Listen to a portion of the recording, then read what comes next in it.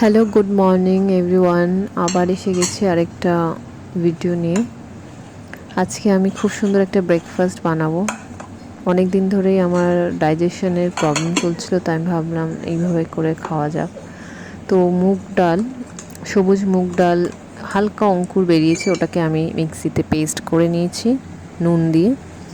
আর তাতে দিয়েছি জিরে, গোলমরিচের গুঁড়ো, কাঁচা লঙ্কা কুচি করে। এবার আমি পেঁয়াজও দিতে পারি, কিন্তু পেঁয়াজটা অ্যাভয়েড করলাম সকাল সকাল। এটা হয়ে গেছে। আমি আপনাকে আরেকটা বানিয়ে দেখাচ্ছি, খুবই সিম্পল। জাস্ট একটু অল্প সামান্য তেল দেব, তেল দিয়ে ওতে হচ্ছে পেস্টটা দিয়ে জাস্ট স্প্রেড করে দিয়ে ওটাকে দুপিট করে ভেজে নিতে হবে। আমার বাচ্চারা ঠিক এটা খেতে পছন্দ করে না, কিন্তু ভাবছি কিছুটা পেস্ট রেখে দিয়েছি, ওটা হচ্ছে পেঁয়াজ কুচি দিয়ে একটা বড়া করব। আর আমার মেয়েকে এটা দিচ্ছি, ও সুন্দরভাবে খেয়ে নিচ্ছে। কিন্তু এমনি হচ্ছে স্প্রাউট, যদি আমি কাঁচা স্প্রাউট ওদের স্যালাড হিসাবে দিই খাবারে, ওরা কিন্তু কখনই খাবে না।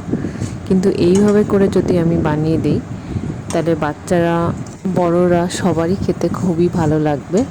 তো এটা একটা নতুন ব্রেকফাস্ট ট্রাই করলাম, আপনারাও করুন। টাটা।